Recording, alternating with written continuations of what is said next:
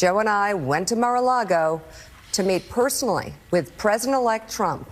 It was the first time we have seen him in 7 years. Now, we talked about a lot of issues, including abortion, mass deportation, threats of political retribution against political opponents, and media outlets. We talked about that a good bit. And it's going to come as no surprise to anybody who watches this show, has watched it over the past year or over the past decade, that we didn't see eye to eye on a lot of issues, and we told him so. What we did agree on was to restart communications. Joe Scarborough and Mika Brzezinski announced their new approach to Donald Trump, where they say the plan is to restart communications. They knew this would be called a session where they returned to kiss his ring, so they had an explanation beyond the groveling. In this meeting, President Trump was cheerful, he was upbeat, he seemed interested in finding common ground with Democrats on some of the most divisive issues. And for those asking why we would go speak to the president-elect during such fraught times, especially between us, I guess I would ask back, why wouldn't we? 5 years of political warfare has deeply divided Washington and the country. We have been as clear as we know how in expressing our deep concerns about President Trump's actions and words in the coarsening of public debate. But for nearly 80 million Americans, election denialism, public trials, and January 6th were not as important as the issues that moved them to send Donald Trump back to the White House with their vote. Joe and I realize it's time to do something different, and that starts with not only talking about Donald Trump, but also talking with him. Mika asked, why shouldn't they speak with the president-elect? And people have very specific answers that include his flippant statements to his supporters about the press being murdered. And I have this piece of glass here, but all we have really over here is the fake news, right?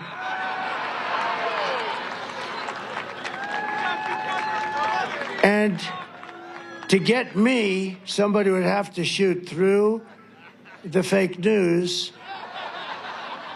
And I don't mind that so much, because I don't mind that. So yeah, just little things like that in an atmosphere that was built on creating enemies as the political motivation to vote for him. But let's see if Morning Joe can explain their position a little bit better. We're open to working with the incoming president if the incoming president is open to working with us. Yeah, the question is, though, how do we get there? Hyperbole and personal attacks will not work. My hair on fire doesn't work. We've all seen that. What also does not work is threatening political opponents with arrest, harassment, and even jail. That is a failed path. Recent history has proven that impeachments and trials turn those on trial into political martyrs and only make them more popular with the American people. Just ask Bill Clinton and Donald Trump. We know this will be a consequential presidency. The question is whether it will be constructive. It will take a new approach from all sides, from both parties, and a leader who can bring them together. And only time will tell if Donald Trump is that leader. Don't be mistaken. We're not here to defend or normalize Donald Trump. We're here to report on him and to hopefully provide you insights that are going to better equip all of us in understanding these deeply unsettling times. Even some of their fellow MSNBC staff and talent have been upset about the normalization of Trump, which does him more favors than it does to them. His statements on the meeting also tried to sound as gracious as theirs. I received a call from Joe Scarborough requesting a meeting for him and Mika, and I agreed that it would be a good thing if such a meeting took place. We met at Mar-a-Lago on Friday morning at 8 o'clock. Trump said the meeting was extremely cordial. Many things were discussed, and I very much appreciated the fact that they wanted to have an open communication. In many ways, it's too bad that it wasn't done long ago. There are a few more reasons that it wasn't done long ago. Go into the enemy camp, and the enemy camp is certain networks, and a lot of people don't like this. Sir, do I have to do that? He just goes, okay. Which one? CNN, MSNBC? It's only bad because of the fake news, because the news is really fake. That's the one we really have to straighten. We have to straighten out our press because we have a corrupt press. That's the one we really have to. They're laughing at us. You know what? And if nothing comes out of this whole thing, it's going to teach you damn well better get a different system. And these bloodsuckers up there, they do nothing about it. Joe and Mika can have all the meetings that they want with Trump. They can reignite communication between themselves for the sake of access, where they can continue to disagree with him. But I'm just noticing that we're not going to see any videos of Trump telling his rabid supporters that he'd like to tone down the rhetoric, or that his approach to doing things as angrily and violently as he did was wrong. You know, those kind of capitulations come from Morning Joe. He did have his to say, though, instead. They congratulated me on running a great and flawless campaign, one for the history books, which I really believe it was, but it was also a campaign where I worked long and hard, perhaps longer and harder than any presidential candidate in history. The meeting ended in a very positive manner, and we agreed to speak in the future. Trump added, "I expect this will take place with others in the media, even those that have been extremely hostile." The president-elect said he feels he has an obligation to the American public and to our country itself to be open and available to the press. If not treated fairly, however, that'll end. The media is very important to long-term success of the United States of America. So while they're reopening communications and finding common ground, Trump is calling them extremely hostile and warns that if they don't treat him fairly, all that availability that he's open to will just go away. And we know that Trump thinks anything revealed that's negative about him or his actions is unfair.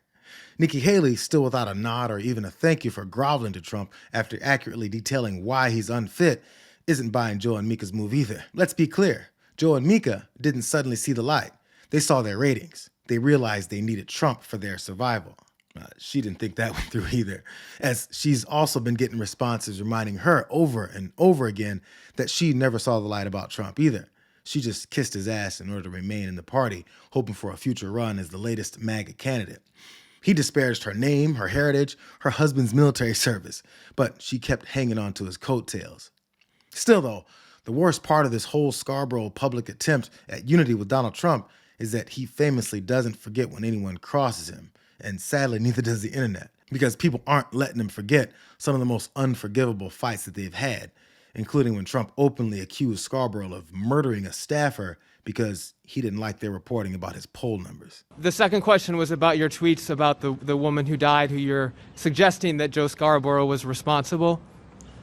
Yeah, a lot of people suggest that, and hopefully someday people are going to find out. It's certainly a very suspicious situation, very sad and very suspicious.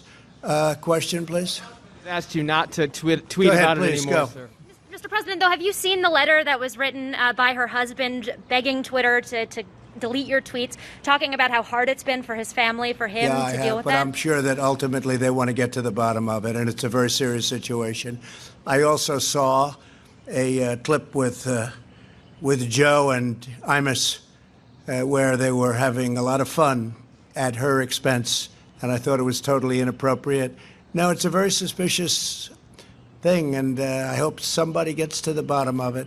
It'll be a very good thing. As you know, there's no statute of limitations, so it would be a very good thing to do.